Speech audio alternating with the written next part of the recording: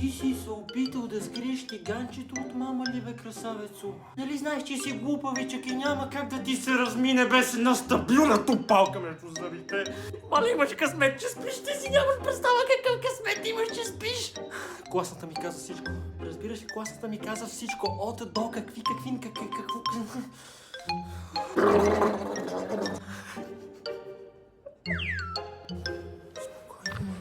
Спинкай спокойно, и утре е ден.